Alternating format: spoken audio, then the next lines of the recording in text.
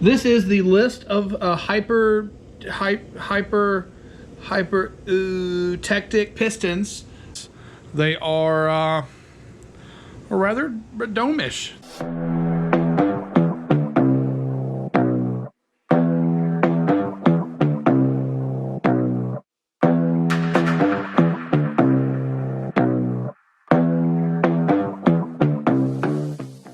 Welcome back to the garage, guys. Thanks for tuning in.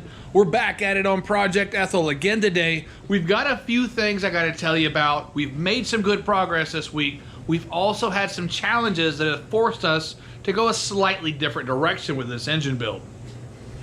First thing I want to do is talk to you about some of the stuff we accomplished. These are those World Product heads we have. As you can see, we've already got our new stainless valves in here. I didn't do a whole lot. I just lapped them in there with valve lapping compound. I've leak checked them. They seem to be okay. So these heads, for all intents and purposes, are ready to bolt on the engine. You know, set the valve lash and cross our fingers and hope for the best. So I think that's at least behind us now. We can move on to the engine. Now, while I was working on those cylinder heads, getting them prepped, we did get a delivery. Our first set of pistons showed up. So they were some Keith Black dome top pistons that we thought we were going to make this engine run with. All right, let's see what we've got here. And these are what's going to make all this high compression magic happen. So I was pretty stoked to get my pistons in. Those things look amazing. But when I started sizing them up to our original flat top pistons from Speed Pro, I found there was a little bit of a difference in how they were built. And it turns out I was completely wrong in what I thought I purchased. So I don't know if I've told you guys, but I got this 4-bolt main block, the crankshaft, the rods, and 7 usable Speed Pro pistons, all from the same guy. He told me it was a 350 Chevy, that it was running, and it was shipped to him for like rebuild, and the guy broke the 8th piston while shipping it. Turns out only part of that is true. This engine is not a 350.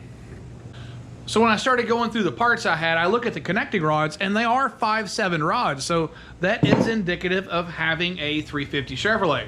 What I didn't do is measure my crank stroke. So as you can see here, in true Dickey's Garage fashion, we have a very precise method of measuring crankshaft stroke. We've got the crank laid loosely in here, and we've put a mark on a piece of tape. So what I did is I took my tape measure, I measured from that mark to the crank, and I've got 1 inch. It kind of gives me a baseline for what we're looking at. So the next thing I want to do is spin this thing over. We're going to put it all the way as best as I can get it to the other side. So what I'm looking for is a 3.48, I believe it is, so roughly a 3.5 inch stroke to be a 350. So when I put my tape measure back on there, I'm at 4 3/4. So you take that inch away, it looks to me like we've got a 3 3/4 inch stroke. Ladies and gentlemen, we've got ourselves a 383 stroker. So at first glance, you're like, oh great, you got a bigger engine, more power, that's awesome. Turns out there's a few drawbacks to having a 383 stroker. I thought it was all good myself at first, but it turns out there's a few less pistons available in the series of piston I'm trying to run, which makes it a little more challenging. We really don't want to step up to forged pistons because they're big money. The engine itself, the balancing gets kind of weird. I don't really know all the details right now. I'm working with a local machine shop to sort this out, but I think this uses an external balance crank assembly. Like you gotta have an offset weight on the flywheel, the balancer, something's different than a 350. I'm gonna take it to a machine shop. I'm gonna have to pay to have not only the crank ground just a little bit, but I'm gonna pay to have the whole rotating assembly balanced. Now the trick of it is, I don't wanna spend all this money for big high-end raised pistons. This engine's gonna get abused and probably blown. So what I had to do is figure out how to run 350 pistons with a 400 stroke crank, which is a 3 3/4 stroke. Is a 400 small block crank essentially. This still is a scat crank though. So what I can do is find a shorter connecting rod, which turns out is what people used to do back in the day. It's not the best solution, but it is a solution. So what I've done is I've ordered a set of 5.565 connecting rods. We're just a little bit shorter so that when I put this big stroke crank in there, I don't have 350 pistons hanging out the block. So I know that was a ton of information to throw at you guys. I'm not 100% sure I know everything I just said to you, but I think I've got a plan. Long story short, we're going to be building a 380 something stroker with some crazy big pop-up pistons, hopefully right around 14-to-1 compression. So we'll see. But with that out of the way, we're going to move on from this whole engine discovery thing. Today, what I want to do is take this engine block, maybe with the heads, maybe not, but I want to mount it to that transmission, and I'm going to start going through the boxes of parts and see if we can't mock up this drivetrain and see what it's actually going to look like assembled. Since I've got my transmission under my little makeshift workbench here, and the cherry picker is on the other side of the Vega over there, I do have to get the car out of the garage. So I'm gonna put some air in the tires. We're gonna roll this bad boy outside and lay out what we're working with and see if we can put this puzzle together.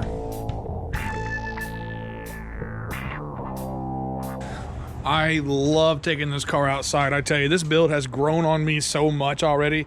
It is insane. I feel so attached to what I'm doing here. It just feels like the right thing to do, and it is absolutely one of a kind. There is not going to be anybody else pulling up next to me with some other rear engine Vega. This is it. This is the one. You talking about rear engine Vegas right now in 2019? This is the car we're talking about. All right, so we've got Ethel's stroker motor on the engine hoist, off the engine stand, ready to bolt up to this transmission. There's one more thing I have to address. I don't know if I've showed you guys this yet, but that's an Oldsmobile bolt pattern. That's a small block Chevy. They're ever so slightly different. Fortunately for me, I have an adapter plate. So what I got to do now is find all the bolts I need to bolt this to the back of the engine, and then we can fit the engine to the transmission. All right, so it took a lot more time than I care to admit to get this mocked up. This is definitely going to be a challenge to get this car put back together again. It's just going to take time and patience, but this is the first look at what it's going to look like. What we're looking at right here is essentially a front-wheel drive small block Chevy drivetrain. In the car this came out of, the axles are right here. Those are the steering axles. Right here's the firewall of the car. So this was all planted in that front end. So it probably hooked up pretty well. I mean, considering all the weight was on the front axle, it's probably fun to drive in its own regard, I'm sure. But I've got to figure out how to get this in the back of a Vega. So I see a couple of issues right off the bat. First off, oil filter's not happening. There is not near enough room there for an oil filter. So we're gonna be doing remote mounting just like they did. Over here on this side, I can actually get my first shots of what it's gonna look like to try to get a drive shaft through this oil pan. So far, I have not got the original oil pan that went with this build.